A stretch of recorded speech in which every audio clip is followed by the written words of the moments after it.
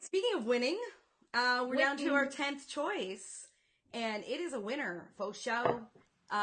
Number 10 is the Unbreakable Kimmy Schmidt. Unbreakable. They're alive, damn it.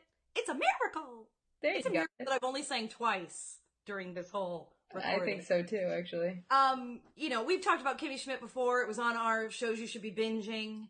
I feel like we even maybe mentioned it in another post prior to that. Kimmy Schmidt is just hilarious, and it if you try it out, which I know you either Oh, just I did, and I got sucked so in. I was like, okay, it's on our binge list. I will binge it, and that is what I did this holiday season. It's hilarious. I mean, the first few episodes, I felt like, it's all right. But then you get used to the characters and you're like, oh, well, the concept obviously is hilarious, which we've discussed before. If you don't know anything about the show, these girls have been stuck in a bunker in Indiana, underground bunker by this religious man that they followed.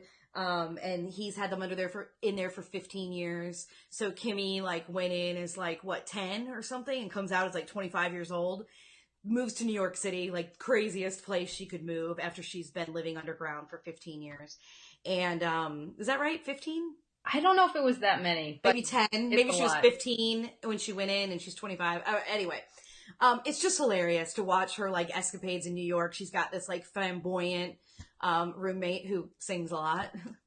I can relate. And Jane Krakowski, she works for her as an assistant, housekeeping nanny. I don't even know what her role is. She's supposed to be the nanny, but I think she's just, when you have that much money, you can just pay people to be at your beck and call and not right. It's like a beck and call girl, exactly. Yeah, and then I forget what's the chick that owns the building that she lives in that I always think of from Scrooged. That is what she's from. Yeah. I don't know her name, but I've been trying to place it. Oh, that's funny. So she's hilarious, and it's just so completely random, and that's what makes it good. So if you watch it and you aren't into it immediately, just stick with it. I promise you will get there. It isn't one, even though I know Ash, you watched it in a matter of days. It's not one that you probably are like, oh my god, I gotta watch the next one. Yeah. It's comedy, and same thing goes for Grace and Frankie, I guess. But you will watch them all and you will enjoy it. And when it's done, you will be like, ooh, when do I get more? And you will get more in 2016, but I'm not quite sure when. Because as we've discussed, Netflix I'm guessing has March. not been real forthcoming with all of their premiere dates.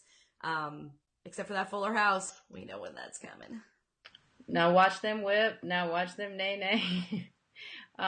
You nailed it about the Kimmy Schmidt because I was watching it with let me wrap Christmas presents and drink wine and put it on in the background, and it was just enough. And it feels like Tina Fey is all over that. I mean, Yeah. It just feels like her show. So exactly.